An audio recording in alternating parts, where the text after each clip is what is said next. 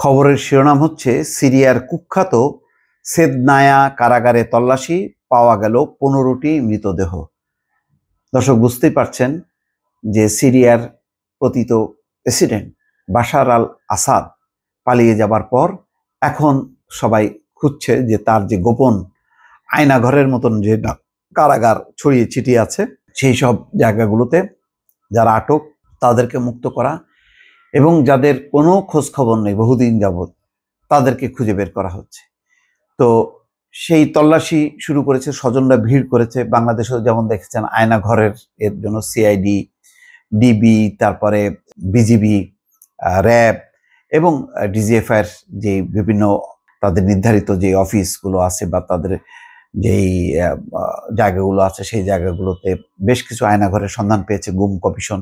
তো সেখানে যেমন মানুষজন মুক্ত হয়েছে, আবার কিছু হাড়গোড়ও পাওয়া গেছে, সেই দৃশ্যগুলো তো দেখেছেন। ঠিক একই পরিস্থিতি সিরিয়ায় বাংলাদেশে চলেছে 15 বছরের একটা দুঃশাসন, আর সিরিয়ায় হচ্ছে 2 যুগ, প্রায় 24 বছর। সিরিয়ার কুখ্যাত সেদনায়া কারাগারে 15 জন বেসামরিক নাগরিকের মৃতদেহ পাওয়া গেছে।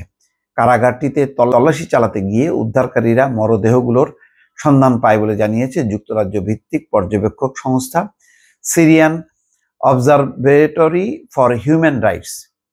সংস্থাটি বলেছে নৃশংসভাবে নির্যাতনের পর এই 15 ব্যক্তিকে হত্যা করা হয়েছে।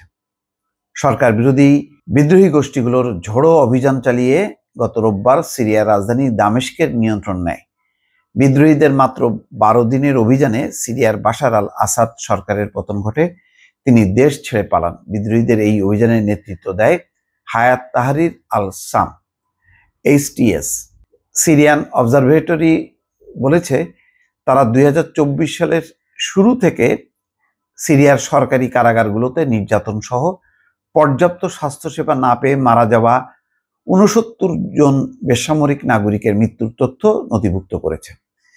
বাশার আল আসাদের আমলে নিখোঁজ হওয়া প্রিয়জনের খোঁজে সিরীয় নাগরিকরা এখন দেশের বিভিন্ন কারাগারে ভিড় জমাচ্ছেন। দেখেন এই দৃশ্যগুলির সাথে মিলান, মানে হাসিনার পতনের পর কিন্তু সমস্ত যত আমাদের নিরাপত্তা সংস্থা আছে তাদের অফিসগুলোতে, তাদের যেই বিভিন্ন আস্তানাগুলো আছে সেই সব জায়গায় কিন্তু অভিযান চালিয়েছে। তার সচিত্র বিবরণ দেখেছেন যে ছোট ছোট খুপড়ি কিভাবে সেখানে রাখা হতো।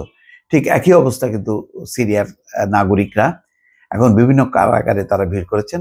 এমন প্রেক্ষাপটে কুখ্যাত সেদনায়া কারাগার থেকে 15টি মরদেহ উদ্ধার করা হলো।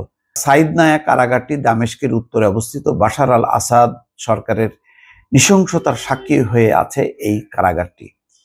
এখনো হাজারো মিশরীয় নাগরিককে বন্দী করে রেখেছিল এখানে। হাজারো মিশরীয় নাগরিককে বন্দী করে রেখেছিল বাশার আল আসাদ সরকার। বাশার আল আসাদের শাসন আমলে বন্দী হওয়া মানুষের খুঁজে পাওয়ার আশা নিয়ে স্বজনরা এখন ভিড় করছেন। বলা হচ্ছে যে 1,60,000 মতন বিভিন্ন কারাগারে আটক করে রেখেছিল।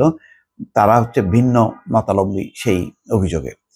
বাশার আল আসাদের পতনের পর সেদনায়া কারাগারে মিশরীয় অধিকার কর্মী মাজেন আল হামাদার মৃতদেহ পাওয়ার কথা জানায় তার পরিবার।